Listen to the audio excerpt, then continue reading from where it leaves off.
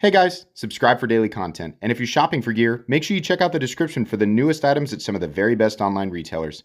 There's also links for some of the items that I personally recommend. Thanks! What's going on, YouTube? Middle Complex here, and welcome to this week's episode of The Knife Guy. So what are we talking about today? Let me preface this by saying that I feel like, there are plenty of people out there who enjoy knives for simple reasons, right? We're going to carry, if you're like me, you're going to carry and you're going to use a pocket knife as a simple cutting tool. So when it comes to exactly the right blade steel, there's probably a wide range of things that will work just fine. And whatever attribute is meant to be accentuated the most, you probably will never approach the maximum potential, right? You'll never, a lot of people who are like me, right? Plenty of you watching will need a very specific steel in a very specific geometry and a specific knife. It's very, very specific. And I understand there are those people out there, but I think that that's not incredibly rare, but it's definitely less common than, people who are like me. I am a very average knife enjoyer, right? I just talk a lot. So thanks for listening. But I'm aware of that. So this is a casual, I mean for this to be casual. I don't want it to get too serious. This is definitely a topic some people get super fired up about, right?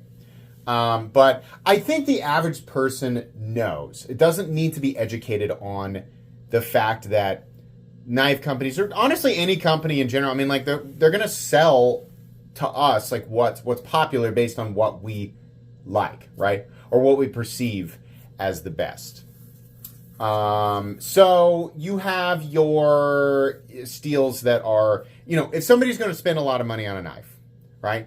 There are certain steels that people, a lot of people will just kind of accept. Like, yeah, that's fine. Like for the money, like that's one of those steels that I'll accept, right? Like, what's this? M390?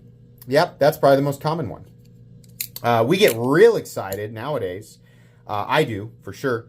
When you can get like, you're like, I'm buying a $200 knife. Bad example with the Spyderco here because this is much more expensive. But S90V, wow! I'm actually, personally, I get real excited. I don't need anywhere near that level of edge retention day to day.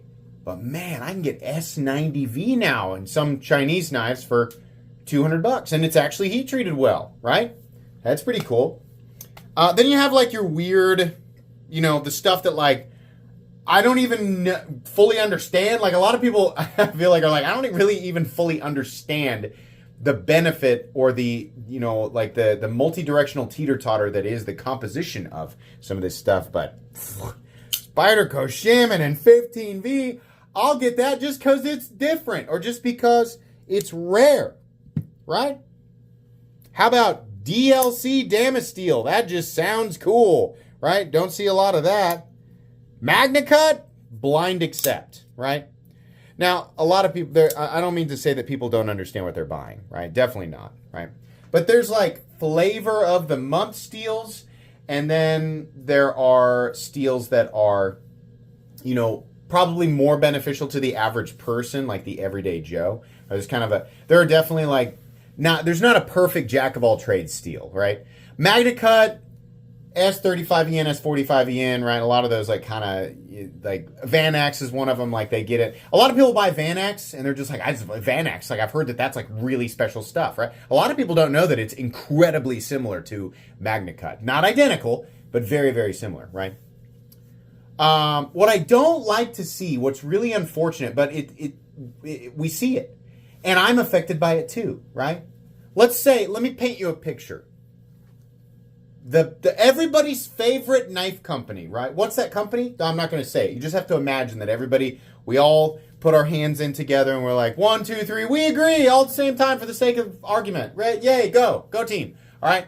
So we all agree, hypothetical, everybody's favorite knife company is coming out with the best knife ever. Oh my gosh, the whole world cheering. All of a sudden everyone on earth is like, really into knives, and we've all agreed, like we've seen the prototype pictures, and we all agree it's the best thing ever. The only thing we don't know is what the steel is.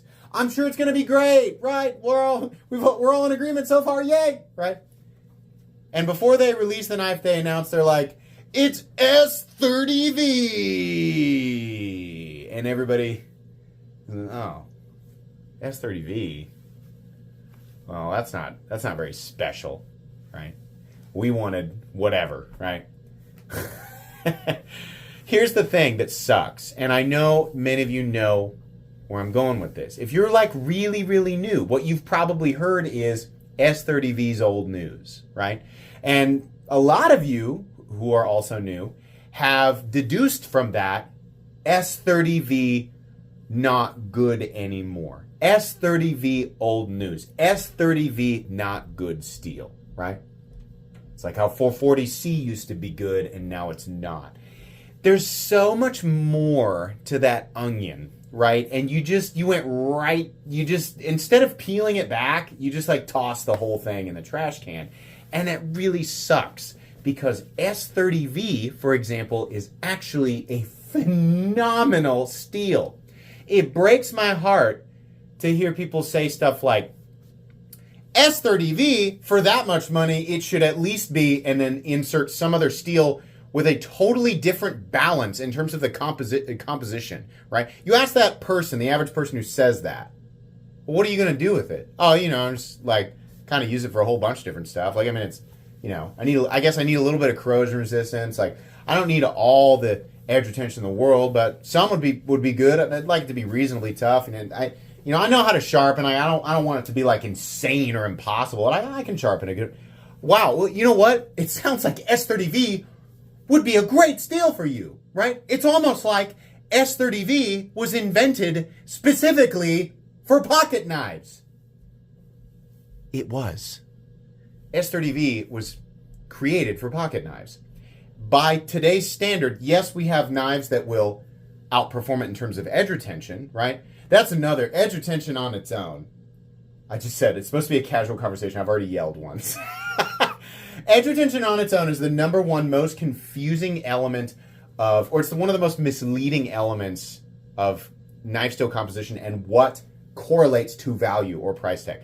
When you're new, you're like, oh, okay, so if it has more edge retention, then the knife costs a lot more. Also, edge retention is the only defining element of the blade. Got it. Oh, nope. That's a dangerous path to go down. Listen, if you're newer, I know not tons of new people are like, boy, I can't wait to watch this weird, knife enthusiast yak on for 30 minutes. Like, I know that this type of content usually is only attracting long-term subscribers. If you are new, if you stumbled in here, and that sounds like the road you're on, you look up at the street signs, you're like, oh boy, edge retention is the only thing that's important lane.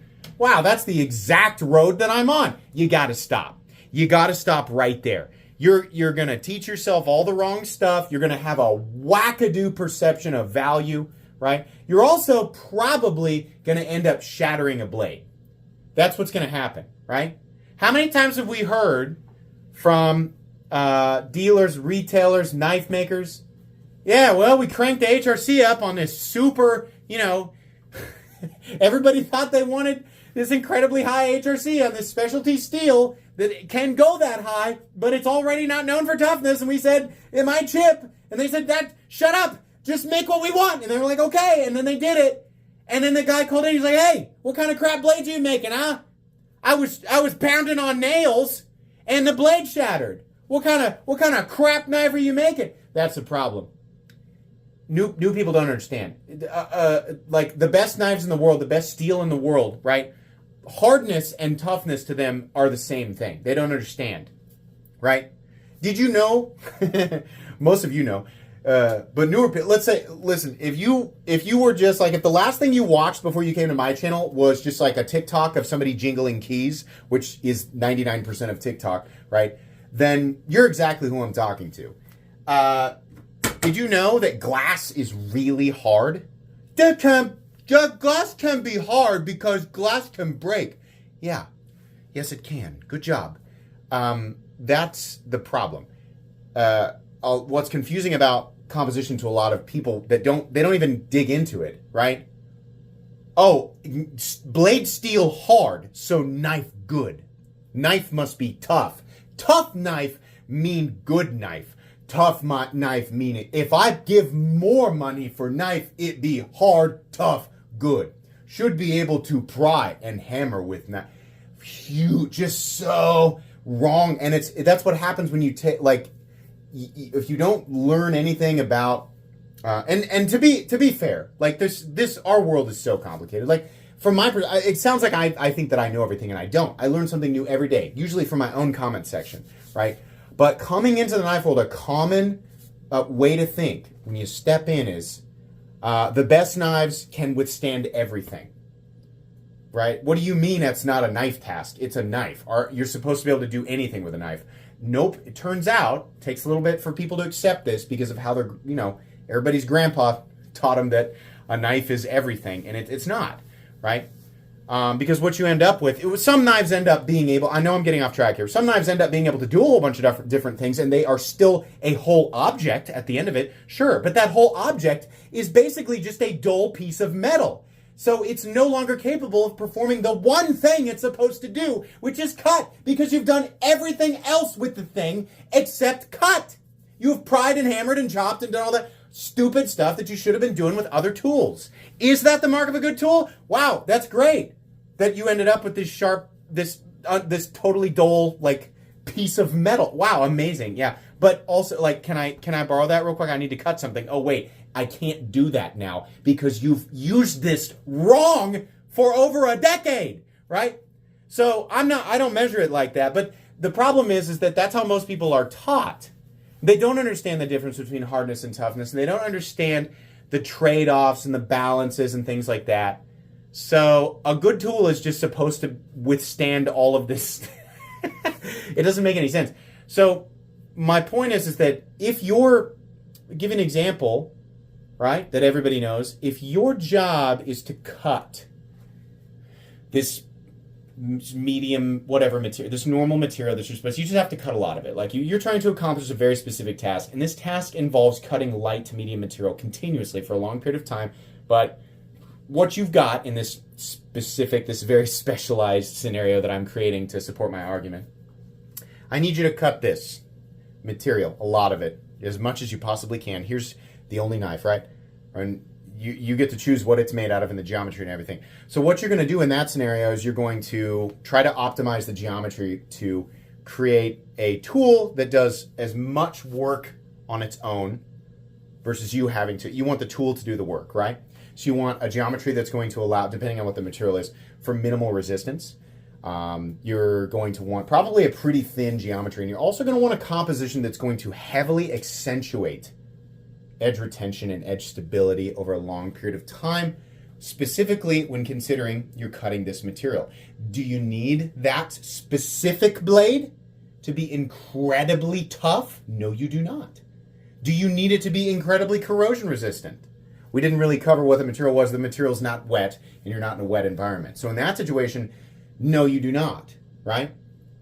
So in that specific scenario, a good tool, right, or a good blade composition, that combination of those things might be completely different than some other scenario that requires the polar opposite or partial elements of this or that, right? So that's my whole point is that nobody really, when you're dropping into this world for the first time, they don't really understand all of the different potential corners, not even corners. They don't understand all of the different elements that go into determining what is appropriate, what's good, or what's bad for certain scenarios. It's just like, if you are, if you're playing video games and you are trying to decide what loadout you want to bring to a certain map or whatever, you're trying to decide how to build that specific type of character, your tank, your healer, your DPS, your ranged DPS, right? They're all different. Everything's different. But there's not one that's better than another. It's just how well you build it for the scenario, right? Trying to relate it to something that people, some people, especially newer people, might be able to. It sounds really sarcastic and mean, but this is the truth. So, how does this relate to phasing out, or the potential phasing out of non-flavor of the month steels? Well, coming back to S30V, what bothers me is a whole bunch of other topics that I started and didn't really come back to, but S30V is one of those steels, whether people understand it or not, it's one of those steels that will cater to both casual users of knives and professional users of knives because it works so well with such a wide variety of different geometries. It's also a steel that, again, when heat treated properly, is a good composition for some fixed blades and some outdoor harder tasks. S30V and also S35VN, Magna Cut, right? They're not all the same compositions, but they're all compositions that are, they cater widely to a wide range of people, right? Now, Magna Cut could also be considered one of those flavor of the month steels, but it also was designed specifically for knives, right? With the idea in mind that lots of different types of people from lots of different parts of the world using knives in lots of different scenarios and lots of different environments are going to want something that's going to work in all of those different circumstances, right? So with newer people coming in and, being like, everybody seems to like this steel is getting a lot of praise because it's like new and it's like this new special thing and I don't really understand everything that everybody's saying, balance between toughness, corrosion resistance, and blah, blah, blah, edge retention. That sounds correct, right? There's a lot of information being thrown at me at once, but edge retention, like that's the element that makes the knife last, like it's sharpness, I guess. So, okay, I guess I'll just repeat that over when, because I want to fit in. So I'm just going to say, yeah, it's definitely the best. Like, I'm not going to buy that old stuff, S30V, that nobody likes anymore because, well, obviously, because like edge retention or something that I heard at one time, that's like the kind of stuff that gets repeated. S30V is actually a really good composition, but people, shy away from it because they want the new and the shiny. Now, a lot of people, again, like I said, they're like, I know that this isn't like the best steel for the circumstances. I like that. I like the variety of steel, and it's interesting whether I need it or not. It's interesting that this steel accentuates this particular element. I don't care that I don't need it or I'm not going to find its maximum, for what I'm going to do.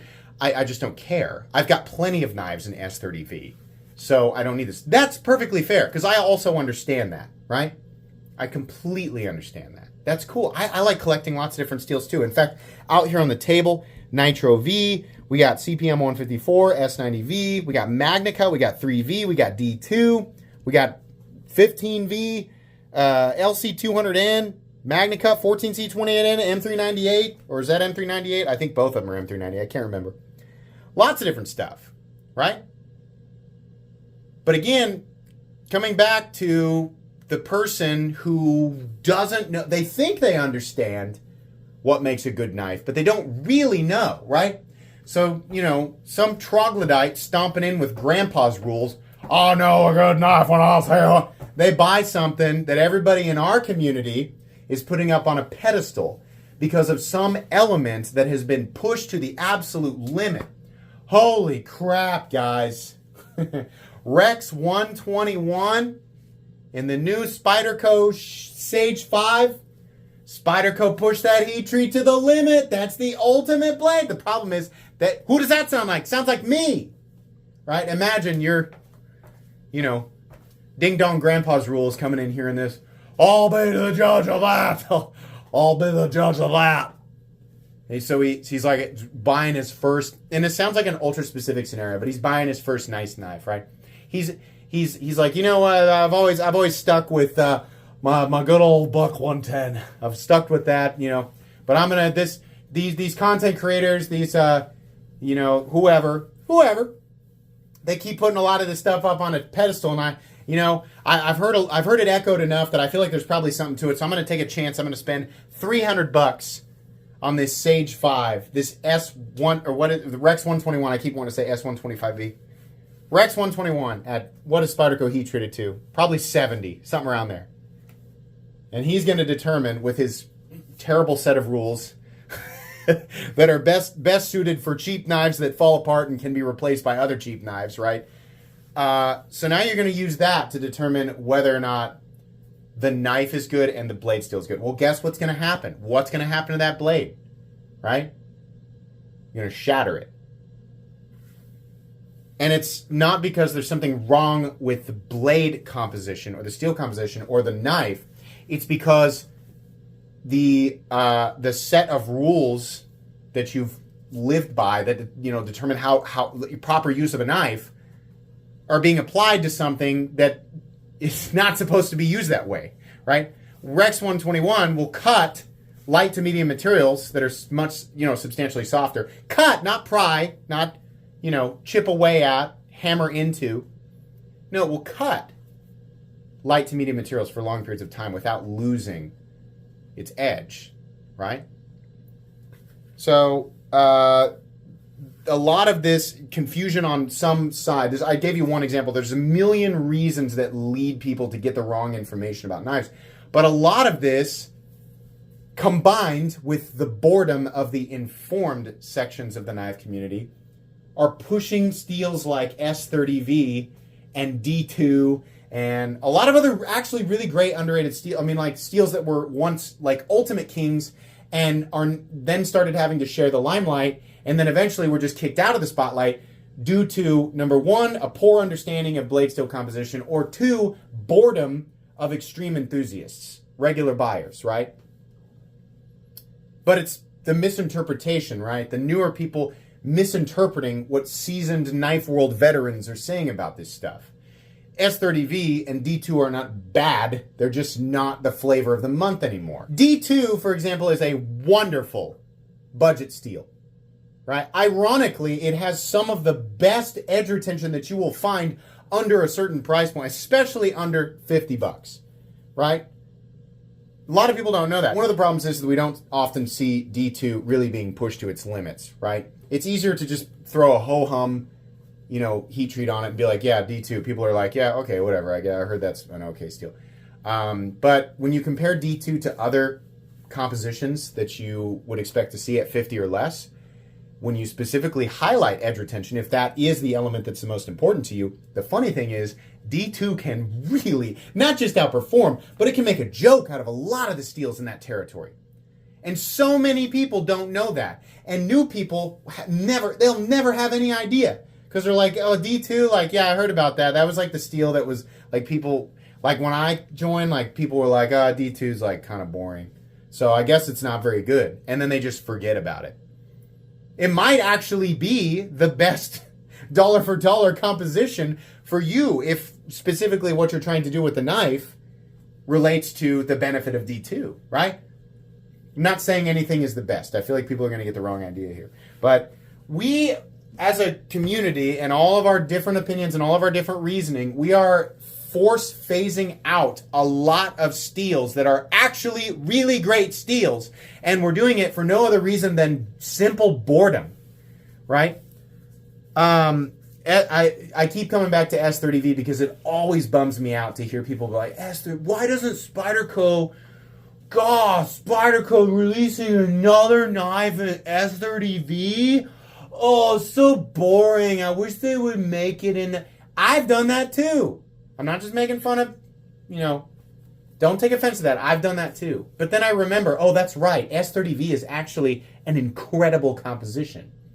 And Spyderco does an excellent job with the heat treat. And their cutting geometry generally, with their flagship models that all have a base steel of S30V, they're all, like, the geometry is incredible, right? But we're like, yeah, but it's boring. It's boring, and it costs too much. That much money for S30V?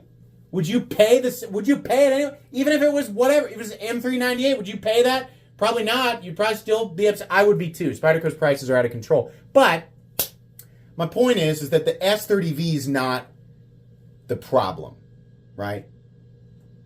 That's not the problem. Everybody in the budget world, largely due to people like me, I always say things like, yeah, 14C28N is generally the most desirable steel in budget territory. Now, a lot of times I say that, I guess I'm partially trying to cover my own tracks, but I'm trying to elaborate on that, the reason I say that. Knowing the number of people who watch this channel on a daily, weekly, monthly, yearly basis, and knowing for sure the wide variety of different people, the wide variety of different perspectives on how a blade should be used and what it should be used for, 14C28N is a safe composition to recommend to people. Why? Because it's super tough.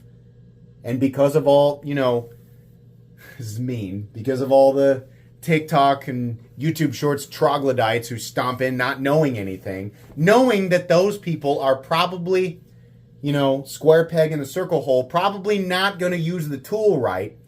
They're probably going to end up with still a whole blade when you recommend something like 14C28N versus being like, hey, you should check out this, this amazing, like this $48 D2 folding knife that's heat treated to 62 or what. I'm probably not going to recommend that to one of those people because, they're going to, I tried to open my can of SpaghettiOs and the blade broke. Like,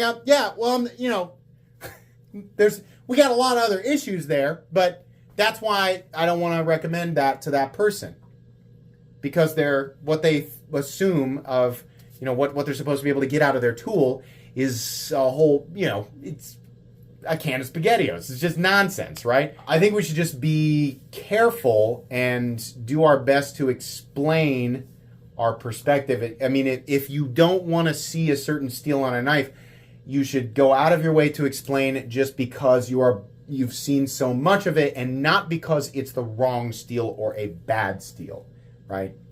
I'm going to try to do a better job of that too. I've tried to correct myself with the S30V thing because I caught myself years ago kind of being like verbally bored of it. And somebody reminded me in the comments, like, S30V is actually a really great steel. And it's also still really expensive and it's super performance oriented. You just wanted to see something newer on it for no other reason than just to tickle the fancies of your inner knife enthusiast. And I was like, you know what? That's exactly right. So, again, more of a discussion, not necessarily like a community call out thing. I'm not trying to do that because I'm guilty of all this stuff. But it's definitely worth talking about. I don't want to stop seeing S30V on stuff. It seems like Spyderco is the only company using it. Every other company has figured out that the knife community is not nearly as willing to buy things in S30V because of their, because of their view of it as being it's not cool anymore. S30V is not cool, man. It's because it's not nearly as marketable as newer steels. A lot of times, the most marketable steels are just the steels that sound the most exotic.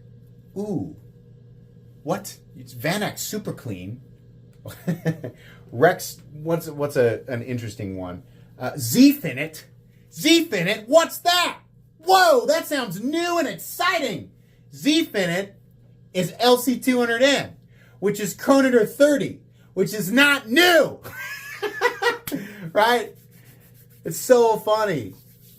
It's like how people, I always joke that people worship for no reason, with almost no understanding. I used to do it too. 20 CV, that's the best steel. What do you mean it's the best steel? I don't know. I've heard it's the best. It's like the new, most awesome steel. Patent was, Duratec 20 CV patent was $19.99. I remember when I found that out, I was like, oh, geez, that's old. Right? But it's still, it's managed to stay marketable for a really, really long time. Right?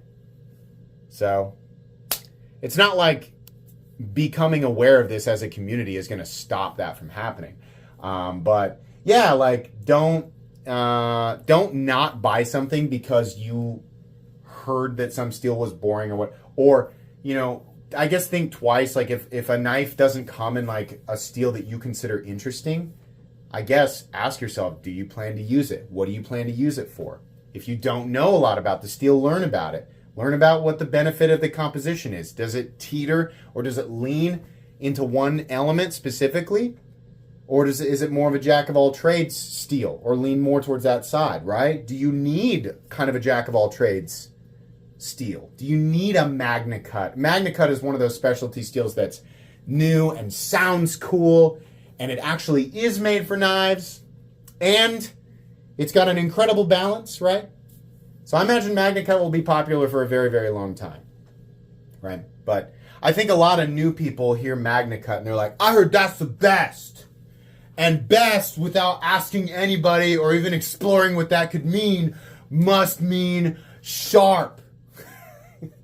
I heard Magna Cut's the sharpest. Oh, man. And it's not, there's not always anything you can do about that. Like, people just kind of gather whatever they will. But anyways, 32 minutes. Wow. This non-serious and casual conversation really got away from me. I hope that you were entertained by this, because that was my whole goal, is just to talk about this. If you feel like I'm wrong or you feel like I'm off the radar in some of this, that's fine. Let me know down in the comments. I'd like to hear what everybody thinks. That's going to be it for today's Knife Guy episode. I hope you enjoyed. Please make sure to follow me on Instagram at metal_complex. If you enjoyed this video, leave a like. If you'd like to check out my other content, I do, of course, have lots of videos of knives that are either expensive or inexpensive that I do or don't like, so check those out. And if you enjoy all my content, go ahead and click on that Metal Complex logo right there and subscribe, because there's definitely more coming. Thanks again for watching, everybody, and have a great day.